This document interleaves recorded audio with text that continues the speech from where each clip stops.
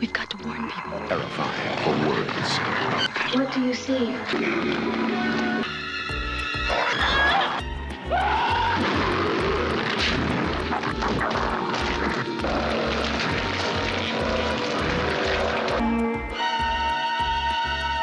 The Howling. How's it going, everybody? Dark Lancer here. I'm here to review The Howling, 1981 movie, horror-based. More or less, I'm gonna break it down into 4 different subcategories. So I'm gonna talk about the plot. I'm gonna talk about the rating that I would give the visual effects. So how they did the monster, I guess the way the transformation looks, all that stuff was really good. And character development. Character development is definitely one of those things as a movie or a film buff or even a film creator that you want to, make sure you establish and just, give my 2 cents on what I thought about that type of thing. So here we go.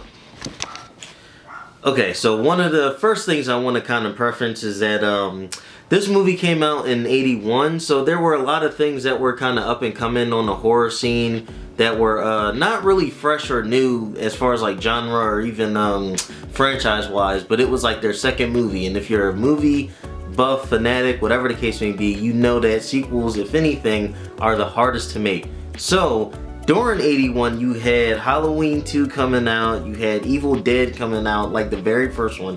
Then you had American Werewolf in London, another werewolf classic to this day. And you also had Friday the 13th 2 coming out. So in my opinion, by no means is this movie more or less better than those movies.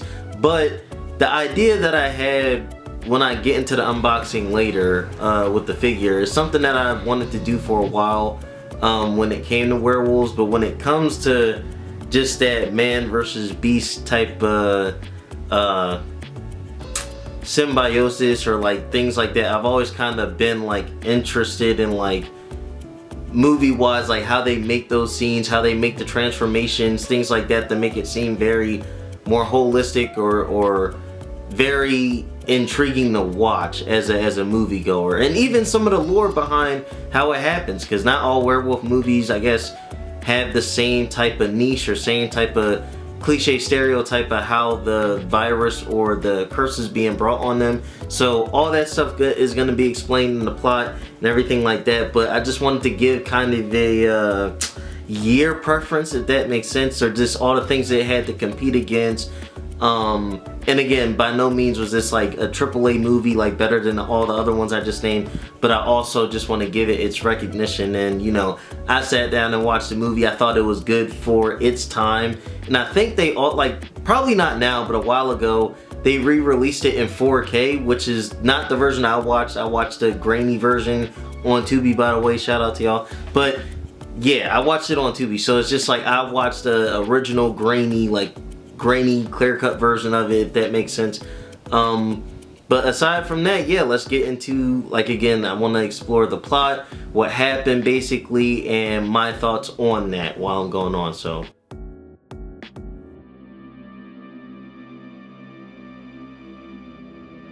okay, so Act 1 follows a news anchor woman by the name of Karen White. Basically, Karen White is working undercover for an investigation that the FBI is doing on a killer in New York at the time, which surprisingly, well, not surprisingly, it's just like 80 movies were kind of the niche for either slasher or killer. So it's just like, and most of the stuff took place in LA, so it's like I wasn't really surprised there. While Karen is under this ongoing undercover cover basis, basically, she goes to this, I don't want to say it's Hollywood Boulevard, maybe it's Hollywood Boulevard. I'm not from LA, so I wouldn't know the exact thing, but I know like they had a lot of like the peep shows and the sex shops and stuff like that during the 80s. Like that was like the really big thing in New York and LA, I'm pretty sure. So it was just like literally streets or like strips of like,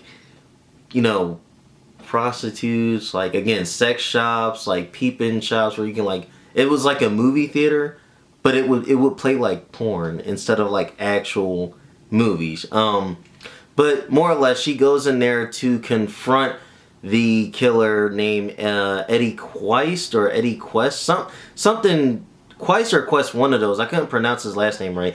But she goes into the booth to confront him, and he's in there. But mid-conversation, while she's on the phone with him to track him to the sex shop, the FBI loses signal of where the telephone booth is coming from. And when that happens, she's basically confronted by Eddie in the sex shop, still thinking that the FBI have her signal.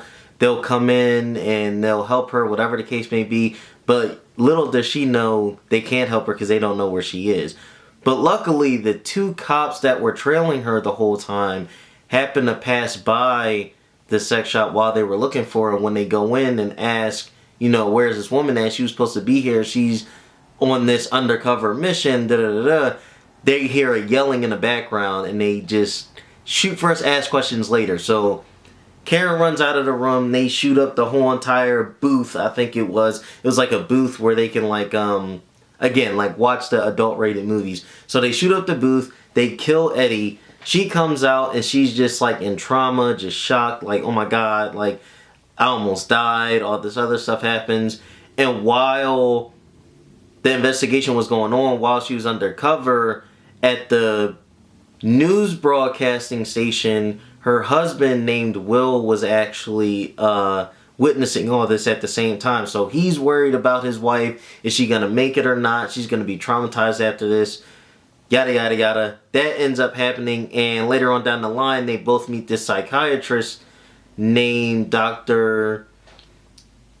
I think it's Wagmans, or I have my notes right here. His name is like Dr. Wagons or Wiggins or something. Wagner. It was Wagner. So they talked to the psychiatrist, Dr. Wagner. He suggests that they go out into the far countryside, I guess, of LA. And he knows like this colony out there that's would be really good for Karen to get out there and just clear her head. Because right after the incident, she tried to come back on the news radio station to like more or less report what happened and how she caught the killer and all this other stuff. But when the camera came on for her to actually talk, she couldn't. She was just so traumatized from the incident. So they talk to the psychiatrist. They go out to this colony. They're in the countryside, and Will ends up. You notice that there's just an old man there because it's like a bonfire type of thing when they first get there. So Will and Karen are just looking around, just talking to the people, introducing themselves. Basically like a dinner party, but it was a bonfire. And the one guy that's on like the grill that's like cooking up all the steak and the protein and stuff, he's asking Will like, are you hungry? You need like some steak? You should really try this meat. And he's like, no, like a running theme in the at least the beginning of the movie. Yeah, beginning of the movie is what is talking about how Will just expresses a lot how he does not eat meat like at all. He doesn't eat meat. He tries to stay away from it. He doesn't like hunting, all that stuff. So he's avoiding that. Karen ends up meeting this woman named Donna, and Donna is friends with, or she's actually married to the guy on the grill. So like I said, they're just meeting people, getting to know each other, all that other stuff. And apparently Dr. Wagner ends up coming there too, which they also didn't know about. So Dr. Wagner's there. They're all chatting it up. And when Will goes to get a refill for Karen with their drinks and everything, he meets a very devious, like very attractive, not goth, but kind of goth looking woman there named Marsha. And Marsha is basically trying to seduce Will into just talking to her, just being, I think the question comes up of like, I'm here for my wife, da da da da, like I was looking for her, have you seen her? Because I think he lost her in the crowd with Donna, when Donna was like taking her to go see something, and he's like, I'm just looking for my wife, I got a drink for her, da da da. And Marsha's like, why are you looking for your wife? Like, more or less just a suggestive, seductive activity of her just trying to get with him. That stuff passes, and that night Will tries to be intimate with his wife, and it doesn't work out, more or less because of, again, the trauma that Karen is faced throughout the investigation. She's still trying to get over all that stuff.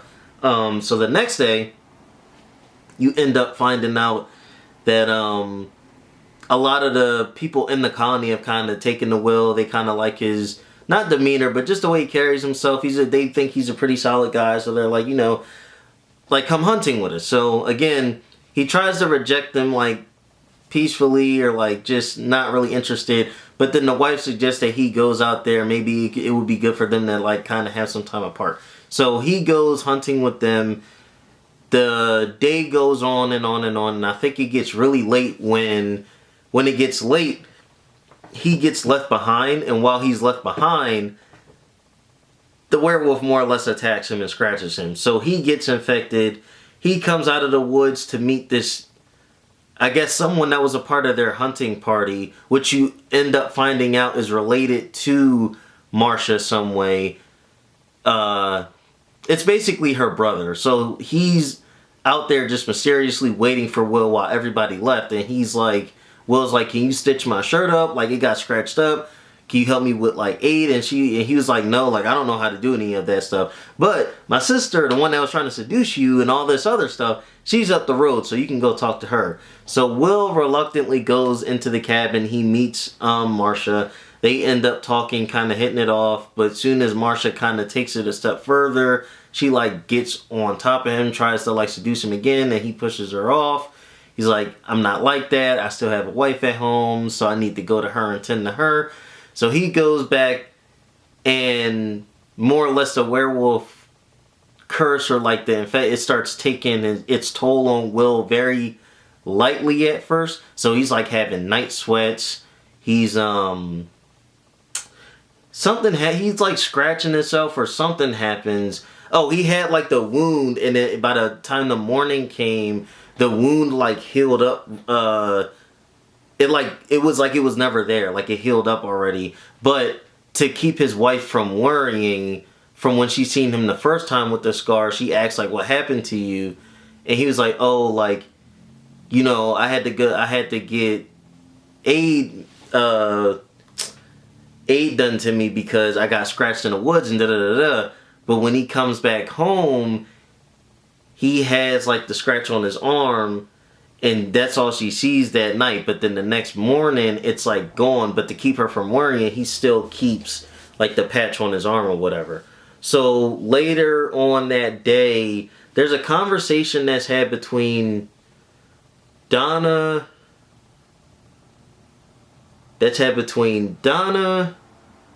Karen, and again, Dr. Wagner that's there. I don't remember what it pertains to, but I doubt it was something super important. I think it was just more or less of them getting the lay of the land. Like, I think what happened was, oh no, this was actually very important. So while that's happening, we cut back to Karen, and they're trying to, like, some of the colony got together, and they're trying to do this ritual where she's trying to remember what happened in the booth, because all she could remember was her running out because she was so traumatized.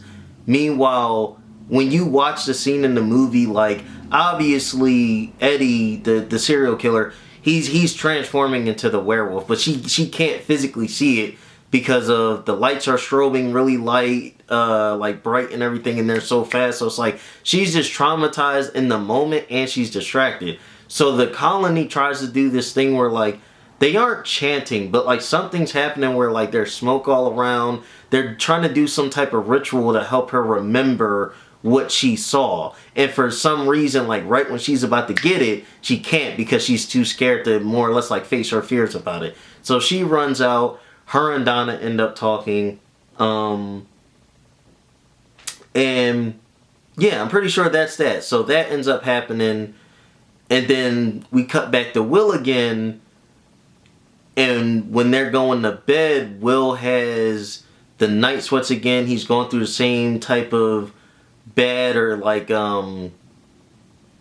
he's going through the same symptoms he had before with the night sweats and all that other stuff. But it gets to the point where he can't even stand like being in the room anymore. So he goes out to get air, and something like suggestive in nature, kind of like a dog, like in Heat and all that other stuff. he can feel or like sense something close by. So he goes out deep into the woods and he ends up finding Marsha there. Marsha is naked. So they end up having whatever type of relationship they had, more or less sex. Like they have sex in the woods, but while they're having sex, it's like an animalistic type of thing where she's like scratching his back. They're both turning into werewolves and they turn into wolves and stuff like that. It's a crazy scene. So more or less when he comes back to the cabin with Karen in there, Karen notices that he has a scratch on his back. And she makes a suggestion that she already knows that he was with Marsha. And she gets super upset about it, reasonably so. They end up having a fight and an argument, and I don't remember whether Will left or not, or whether they just went to sleep, and it cuts back to Act 2, or more or less the LA part of it. But yeah, I'm pretty sure that was it for that stuff. But then Act 2 begins. So Act 2 picks up where we're back in LA, this is the perspective of Karen's broadcasting friends and like partners that kind of work at the news station with her. So you have Chris and you have Terry. They're romantically involved, and they more or less want to do a bigger story on Eddie Quest or Eddie Quest, one of those. Eddie Quest, I think. For this video, I'm just going to say Eddie Quest. So Eddie Quest, they're doing a video on him. They're trying a report or a special on him. They're trying to get inside of the head of the killer, things like that, all that good stuff. So they go to investigate the places he's been, the apartment that he stayed in, just to get inside of his mind, I guess. But the final nail in the coffin was they end up finding out that, one, when they were in his apartment looking around, he was a very artistically gifted person. So he drew a lot of stuff, and just like women that he killed, women that he found beautiful and suggestive and things like that. And he also drew like wolf men. So like wolf men with a bunch of more or less werewolves, he drew that a lot too. And that was very suggestive to the tone, more or less like foreshadowing for the movie as well. But they also find a picture of this outlook view of like a really big either sea or like river or something like in the forest wise, and there's like a really good view of it, and he drew it. So the last stop they make, Terry and Chris, they end up going to the morgue to like confirm the body to see that he's dead, all this other stuff. They go to the I guess it's the forensic scientist or the coroner, one of those, most likely the coroner. They go to the coroner and he goes to open the box that they're more or less in, the dead people, when you go to a coroner, as you do in the forensic science field. And the door was already like ripped to pieces, shredded. It had all these marks on it, and he was like, yo, like he's gone. And they're like, what do you mean he's gone? They all three of them looked at the door and was like, this is not normal. We have to start investigating, doing our own research. They got on their Scooby-Doo time, basically. So they go to one of these, again, like on the boulevard, like a whole bunch of hokey dokey shops, like just random stuff they sell. But the store that they went to more or less sold like supernatural stuff. And they were just getting a bunch of books on, again, supernatural stuff. So like werewolves, witches, goblins, ghouls, all that stuff. And before they left, there was like a box of silver bullets. And Chris even asked the owner, like, do you really even believe in half the stuff that you're selling? Like, or are you just, he was like, yeah, dude, I'm just trying to make money. Like, I don't believe in this hokey dokey stuff. But he was like, okay, fine, whatever. So, again, foreshadowing, they leave the bullets there that time. So, they leave the bullets there. They start researching all this stuff. And in the midst of them researching, Karen ends up calling Terry to tell her about more or less kind of the affair situation that's happening with her and Will, all the just drama that's going on. And Terry decides to drive up, and she's like, you know, I'll come support you, like maybe I can get out too, we can have some time separate from each other, me and Chris will do some more investigating here. It'll be better if we had more feet on the ground, especially where you're at, because you know, who knows what can happen up there. So Terry ends up going down. She talks to Karen for a minute, but Karen just basically explains the ritual thing that the colony tried to do with her remembering things. And again, it didn't really work out. But once she told her that, you know, then Terry ends up doing her own investigating on the lay of the land of the colony. So she ends up going on a walk through the woods, all this other stuff, and she ends up passing Marsha's house. She goes into Marsha's house. She sees all the witch things, so the bones and the crosses and all the other devilish worshiping things, all that stuff. And she also ends up going in this room with the same drawings that Eddie Quist had. It's the same drawings that Eddie had, more or less. And then they connect two and two together. So you end up finding out that Marsha, Eddie, and Marsha and Eddie's brother that was talking to Will about going up to see his sister, they're all related. They're all related to each other. So automatically Terry is like, yo, like, this guy's sister is here, and if he was bad news and he's out on the run and we already think something is supernatural going on, all this witchcraft stuff just confirms it. So while she's on her way back to go tell Dr. Wagner, basically, she goes back to Dr. Wagner. She's like, he has to have an office up here somewhere. So she goes to his office. She's looking around. She ends up finding out that Dr. Wagner is fascinated by this stuff. He's going into the history. Oh, I wonder how a man can turn into a werewolf. Like, he's exploring, like, the anatomy of the stuff and everything. And she's like, yo, like, he's just as bad. So he has to go in the dirt, too. Like, he has to be investigated. He has to be brought to justice. And in the midst of her just figuring everything out, she goes to call Chris. And while she's calling Chris, Eddie comes in his werewolf, well, in his regular form, basically. And he's like, I bet you thought I was dead. Like, I wasn't in the morgue and da-da-da-da. But now you're about to see what I really am. He turns into a werewolf. He ends up killing her. But then the last thing that Chris hears is her screaming. So that sends him in a whole rager. He's like, nah, this can't be true, man. But behind her screaming, he heard, like, the wailing and the howling and everything, and he's like, this has to be real. He goes back to the Mystic Supernatural shop or whatever. He ends up buying the bullets, whether he believes it or not, and he's like, just in case, I gotta get these. So he gets the bullets, he comes back, he ends up saving Karen just in time because they all end up gathering Karen together, or they hunt her down because Karen ends up finding Terry's dead body, and she's like, oh my god, like, what happened? Once again, confronted by Eddie because he's still there. He's like, now you're about to see me transform. He transforms in front of Karen again. So she leaves, she storms out. She ends up getting captured by the colony people who are there. She got saved by two officers, but then the officers drive her to this, like, barn. And she's like, what is it? What is happening right here? Where's the police station? I thought you guys were going to save me. Psych!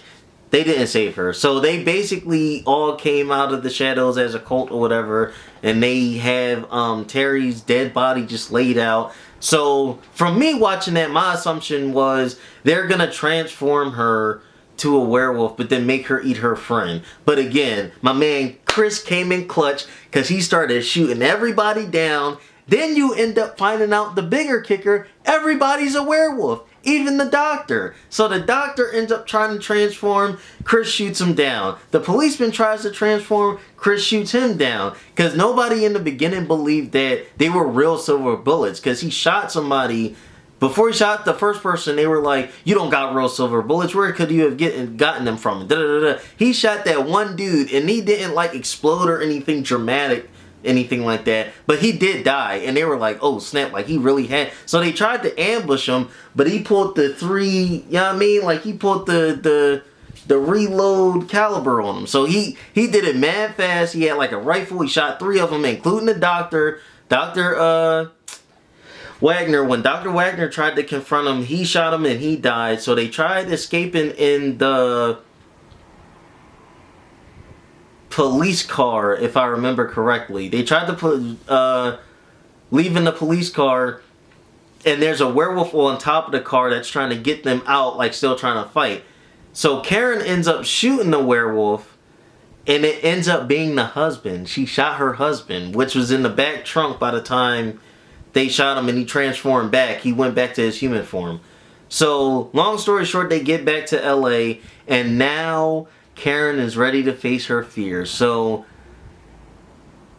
in the midst of, you know, her ready to confront her fears or like talk about the night that happened and everything, she goes into this rant more or less about, she goes into a rant that Chris knows about, because on the drive back they're like, we have to tell this story, and she's like, nobody's gonna believe me, nobody's gonna believe me, and he's like, yes they will, and there's a reason why they will. So they go back to LA, they're on a news broadcasting station the next day, and they end up on live television. She's talking about what happened at the colony, all that stuff, and they're like, cut the program, because she don't know what she's talking about. We're supposed to be talking about the killer stuff. She's talking about what happened in the colony and all this blah blah blah that we don't need to hear. And Chris is like, do not turn this off. Don't turn it off.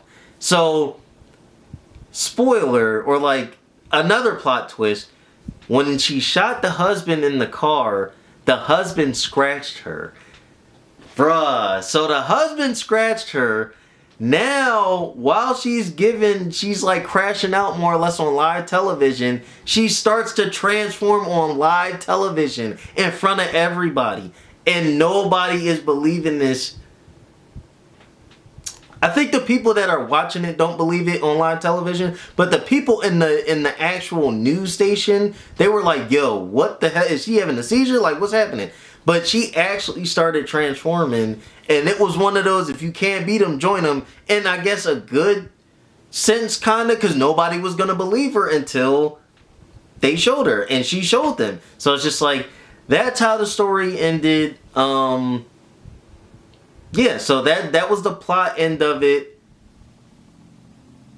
That was the plot end of it. Okay, so the character development was something that was pretty interesting between all of them, actually. I think the character development was done pretty okay. Like, I wasn't expecting them to give everybody a song and dance about where they came from, like why they're so more or less buddy-buddy and like intricate all together and stuff like that. I think it was pretty good for, again, what it was. Like a quick little trapped in paradise, but it's not what you think it is type of thing. I like the coordination between Chris and Terry were really like the go get 'em type of couple. Like they investigated, they did things. They were like they were more or less like the Shaggy and the Velma, I think. And I think I really dig that relationship they had. You know, the relationship that Will and Karen had was pretty, not really interesting. It was pretty cookie cutter. It was kind of expected, more or less, just like a woman going through trauma with certain things like that. Like you can kind of expect her to be like on her toes about a lot of stuff. So it's like that type of thing didn't really surprise me at all.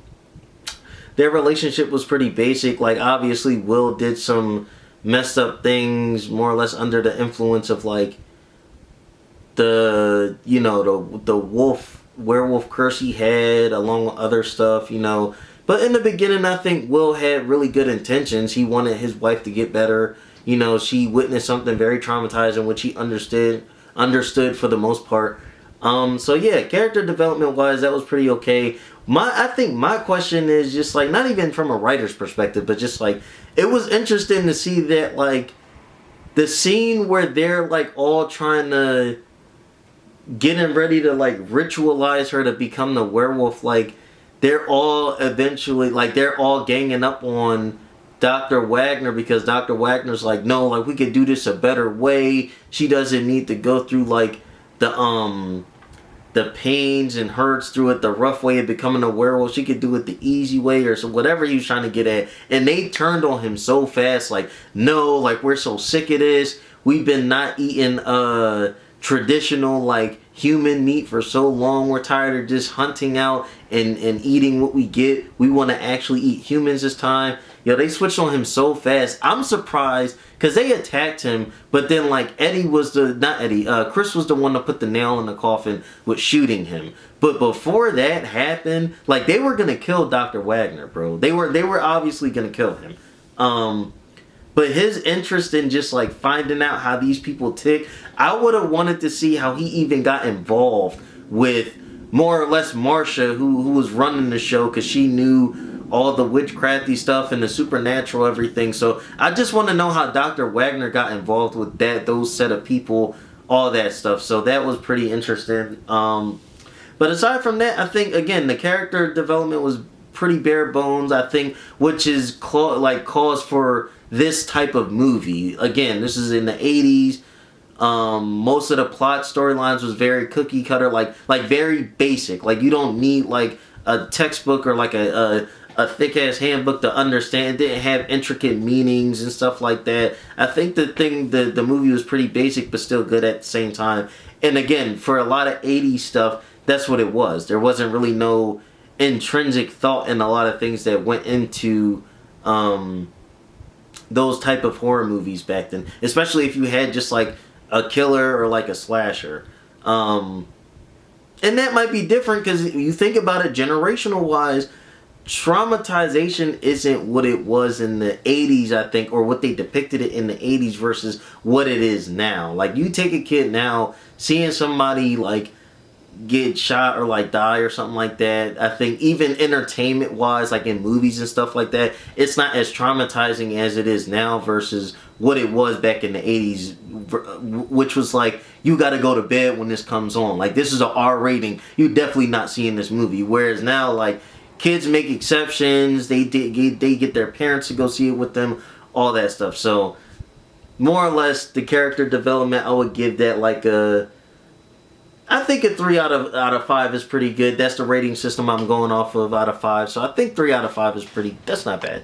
Okay, so the visual graphics end of it, the way that you could tell that a lot of things were very, I don't want to say puppeteerish, because that's the wrong word. It was very like, they didn't have mocap back then. They didn't have VFX and like actual like, computer artists to at least as advanced as it is now. A lot of the stuff that I've seen in this movie, especially when it came to the transformation, they did it twice within like one scene, and he did it the same way. Like he transformed the same way. Like you get the bubbling of the face until everything more or less peels off itself. It's like melting off itself, and then you reveal like the nails and the claws and all that other good stuff. Again, so for that time it wasn't bad at all. I think it's just I've seen kind of better ones now, with the exception of something like this movie, The Howling. That transformation scene with Eddie wouldn't be the same transformation you see in like the Wolfman with not Del Toro, Guillermo del Toro. It was someone else who directed that movie. I forgot what it was. But that transformation scene isn't the same off the basic sense of, they clearly use like prosthetics in this versus like everything in Wolfman transformation wise was like CGI. It was VFX. It's not the same thing. Which again, I like seeing the process of that type of thing in horror movies when it comes to monsters and trying to get the effect of really showing me more or less what the monster's made of. Another good example of that is like the Smile movies that have come out in the recent, I don't want to say 10 years, in the past 6 to 7 years, I think.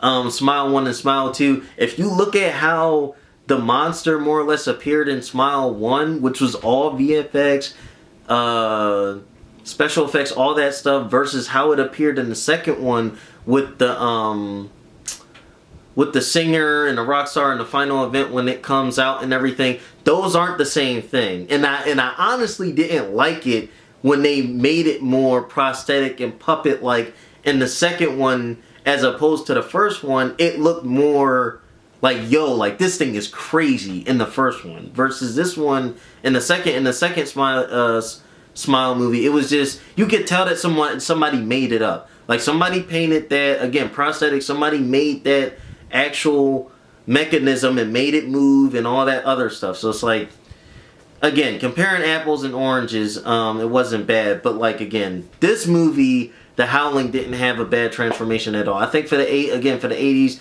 it was pretty legit. It was fun watching it because it's an old movie. So who doesn't like watching how they did things back then?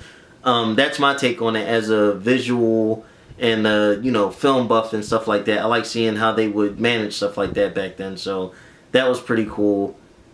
And yeah, that's all I had to say about the visual effects. So overall, The Howling, I will give it I think overall, in my opinion, I think the movie is a 3 out of 5. And it has a lot of things to compete with.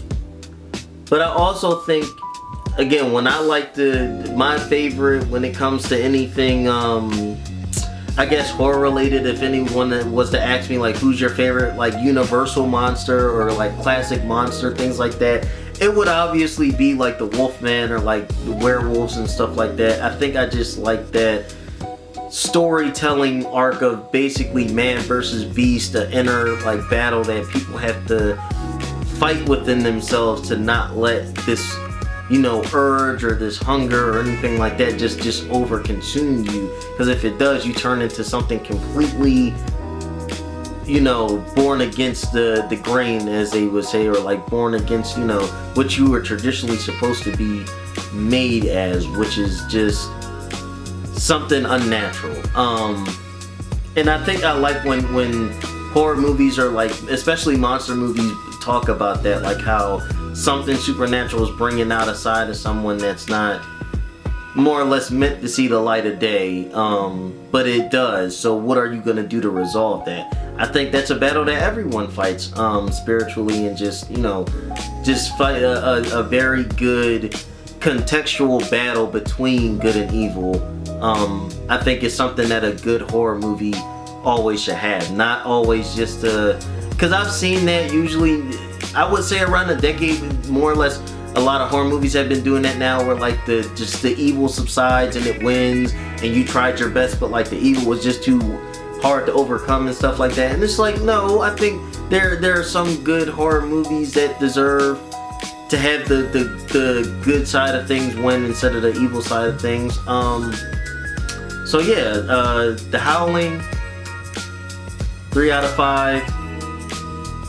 I will be doing a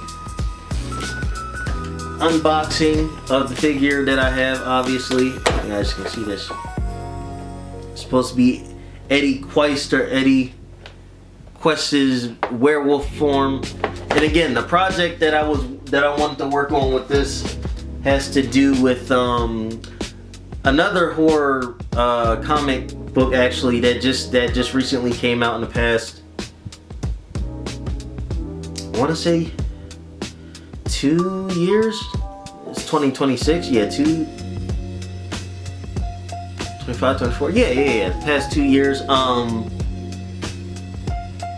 keep that a secret. I'll make that a whole nother post. But there will be pictures coming. I'm gonna do an unboxing on that, obviously. So stay tuned for that video, which I might attach to this, most likely. So if I'm talking about the movie, I might as well do the unboxing too, right? Makes sense. So see you guys in the unboxing video.